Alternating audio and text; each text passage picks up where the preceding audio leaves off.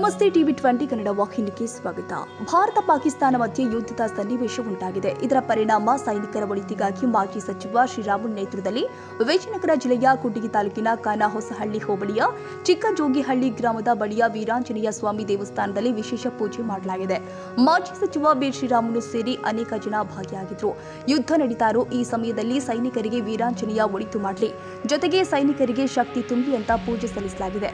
ಬಳಿಕ ಮಾತನಾಡಿದ ಶ್ರೀರಾಮುಲು, ಪೆಹಲ್ಗಾಮ್ನಲ್ಲಿ ಧರ್ಮ ನೋಡಿ ಉಗ್ರರು ಗುಂಡು ಹೊಡೆದಿದ್ದಾರೆ, ಕಲ್ಮಾ ಪಠಣಿ ಮಾಡಿದವರನ್ನ ಬಿಟ್ಟಿದ್ದಾರೆ, ಜೊತೆಗೆ ಧರ್ಮ ನೋಡಿ ಗುಂಡು ಹಾರಿಸಿದ್ದು ಖಂಡನೀಯ ಎಂದಿದ್ದಾರೆ. ಪುನಃ ಇವತ್ತಿನ ವಾತಾವರಣದಲ್ಲಿ ಮೊನ್ನೆ ನಡೆದಂತ ಪೆಹಲ್ಗಾಮ್ದಲ್ಲಿ ಅವರು ಒಡೆಯಂತ ಟೈಮಲ್ಲಿ ಅವರು ಕೇಳಿದಂತ ವಿಚಾರ ಯಾವ ಜಾತಿ ಅಂತ ಹೇಳಿ ಕೇಳಕ್ ಹೋಗ್ಲಿಲ್ಲ. ಕೇವಲ ಕೇಳಿರಂಥದ್ದು, ನೀನು ಯಾವ ಧರ್ಮದಿಂದ ಬರ್ತಿ, ಹಿಂದೂ ಆಗಿ ಬರ್ತೀಯ ಮುಸಲ್ಮಾನರ ಅಂತೇಳಿ ಅವ್ರು ಯಾರ್ಯಾರು ಮುಸಲ್ಮಾನರಿದ್ರು ಅವರೆಲ್ಲರೂ ಕೂಡ ಬಗಲುಗಡೆ ಸರಿಸಿದ್ದಾರೆ, ಯಾರ್ಯಾರು ಹಿಂದೂಗಳಿದಾರೋ ಎಲ್ಲರೂ ಕೂಡ ಸಾಯಿಸಿದ್ದಾರೆ. ಅಕಸ್ಮಿತವಾಗಿ ಪ್ರಾಣ ಉಳಿಸ್ಕೋಬೇಕಂತೇಳಿ ನಾವು ಮುಸಲ್ಮಾನರಂತ ಹೇಳಿದ್ರಿಗಿನ ಕೆಲವು ಸಾರಿ ಹಿಂದೂಗಳಂತ ಹೇಳಿದ್ರೆ ಅವರು ಕಲಾಮನ್ನು ಓದ್ರಿ ಅಂತ ಹೇಳಿ ಕೂಡ ಕೇಳ್ಕೊಂಡು ಬರಲ್ಲ ಅಂದ್ರೆ ಹೊಡೆದಾಕುವಂತ ಕೆಲಸ ಮಾಡಿದ್ದಾರೆ. ಹಾಗೆ ಇವತ್ತು ಇಡೀ ದೇಶದ ಜನರು ಅದರ ವಿಚಾರ ಆದ ನಂತರ ಬಹಳಷ್ಟು ನೋವು ಪಟ್ಟಿದ್ರು. ಯಾಕಂದ್ರೆ ಅವತ್ತಿನ ಸಂದರ್ಭದಲ್ಲಿ ಅವತ್ತು ಮೊದಲನೇ ಯುದ್ಧ ಆದಂತ ಟೈಮಲ್ಲಿ ಅವತ್ತು ಇಸ್ಲಾಮಾಬಾದ್, ರಾವಲ್ಪಿಂಡಿ ಅಲ್ಲಿ ತನಕೂ ಕೂಡ ನಾವು ಮುಟ್ಟಿದ್ದೀವಿ. ಬೇರೆ ಬೇರೆ ಕಾರಣಗಳಿಂದ ಅವತ್ತಿದ್ದಂತ ವಾತಾವರಣದಲ್ಲಿ ಮತ್ತೆ ಪುನಃ ನಮ್ಮ ಫೋರ್ಸ್ ಅನ್ನು, ಆರ್ಮಿಯನ್ನು ಕೂಡ ಹಿಂದಕ್ಕೆ ತಗೊಂಡಂತ ಕೆಲಸ ಅವತ್ತು ರಾಜಕಾರಣಿಗಳು, ಅವತ್ತಿನ ಸರ್ಕಾರಗಳು ಮಾಡಿದ್ವು.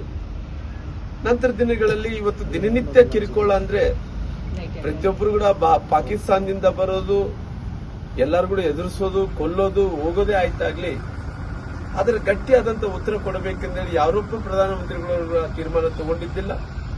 ಈ ಸರಿ ಭಾರತದ ಒಕ್ಕೂಟದ ಕೂಗು ಎಂತ ಪರಿಸ್ಥಿತಿಯಲ್ಲಿ ಕೂಡ ನಾವು ಪಾಕಿಸ್ತಾನವನ್ನು ಬಿಡಬಾರದು ಅಂತೇಳಿ ಒಮ್ಮತದಿಂದ ಏನು ತೀರ್ಮಾನ ತಗೊಂಡು ಇವತ್ತು ಯುದ್ಧ ನಡೀತಾ ಇದೆ. ಭಗವಂತನ ಆಶೀರ್ವಾದದಿಂದ ಬಹಳಷ್ಟು ಪ್ರಯತ್ನ ಮಾಡಿದ್ರು.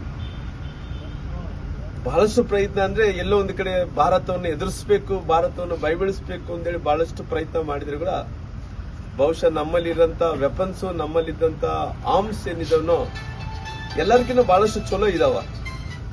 ಹಂಗಾಗಿ ಇವತ್ತು ಎಲ್ಲಾರು ಕೂಡ ಅವ್ರ ವಿಜಲ್ಸ್, ಅವರೆಲ್ಲರೂ ಕೂಡ ಡ್ರೋನ್ ಕ್ಯಾಮರಾಗಳು ಅವೇ ಬೇರೆನೇನು ಮಾಡ್ತಾ ಇದ್ದಾರೆ, ಸೆಲ್ಸ್ಗಳೆಲ್ಲ ಒಗಿತಾ ಇದಾರ, ಅವೆಲ್ಲ ಕೂಡ ತಡೆಯಿಡಂತ ಕೆಲಸ ಮಾಡಿದಾರ. ಬಹುಶಃ ಇವತ್ತು ಪಾಕಿಸ್ತಾನ ಅನ್ನಂತ ದೇಶ ಮುಟ್ಟಿ ನೋಡ್ಕೊಂಡಂತ ಕೆಲಸ, ನುಗ್ಗಿ ಹೊಡೆಯಂತ ಕೆಲಸ ಭಾರತದ ಸೈನಿಕರೆಲ್ಲರೂ ಕೂಡ ಮಾಡ್ತಾ ಇದಾರ. ಹಂಗಾಗಿ ನಾವೆಲ್ಲರೂ ಕೂಡ ಪ್ರಾರ್ಥನೆ, ಯಾಕಂದ್ರೆ ವರಾಂಜನೇಯ ಸ್ವಾಮಿಯವರ ಸನ್ನಿಧಾನದಲ್ಲಿ ಯಾರ್ಯಾರು ಈ ಯುದ್ಧದಲ್ಲಿ ಪ್ರಾಣವನ್ನು ಕಳ್ಕೊಂಡಿದ್ದಾರೋ ಅವರ ಆತ್ಮಕ್ಕಂತೂ ಶಾಂತಿ ದೊರೀಲಿ. ಕ್ಯಾಸಿನ್ಕೇರದಲ್ಲಿ ಒಬ್ಬ ವೀರ ನನಗೆ ಸಿಕ್ಕಿದ್ರು. ಅವರು ಮೊನ್ನೆ ತಾನೇ ಮೊನ್ನೆನೋ ರಿಟೈರ್ಡ್ ಆಗಿದ್ದಾರೆ, ನಿವೃತ್ತಿ ಆಗಿದಾರ. ಅವ್ರು ಹೇಳ್ತಾ ಇದ್ರು ನನಗೆ ಅವಕಾಶ ಸಿಗಬೇಕು, ಮತ್ತೆ ನಾನು ಹೋಗಿ ಅಲ್ಲಿ ಸೇವೆ ಮಾಡಬೇಕು ಅಂತೇಳಿ ಕೂಡ ಹೇಳ್ತಾ ಇದ್ರು. ಹಂಗಾಗಿ ದೇಶದ ಮೇಲೆ ಅಭಿಮಾನ ಇರೋ ಕಾರಣ ಹಂಗಾಗಿ ದೇಶ ಗೆಲ್ಲಿಬೇಕು. ಈಗಿನ ಪ್ರಧಾನಮಂತ್ರಿ ನರೇಂದ್ರ ಮೋದಿ ಇಷ್ಟೊಂದು ಗಟ್ಟಿಯಾದಂತ ನಿರ್ಧಾರ ಏನು ತಗೊಂಡಿದ್ದಾರೋ ಪ್ರಧಾನಮಂತ್ರಿಗಳ ಜೊತೆ ನಾವೆಲ್ಲರಿಗೂ ನಿಲ್ಲಬೇಕು ಅನ್ನಂತ ಮಾತುಗಳನ್ನು ಹೇಳ್ತಾ ತಮ್ಮೆಲ್ಲರಿಗೂ ಒಳ್ಳೆಯದಾಗಿ. ಕನ್ನಡಿಗರ ಮೆಚ್ಚಿನ ನಿಮ್ಮ ಟಿವಿ 20 ಕನ್ನಡ ವಾಹಿನಿ ಇದೀಗ ಟಿವಿಯಲ್ಲಿ ಲಭ್ಯ.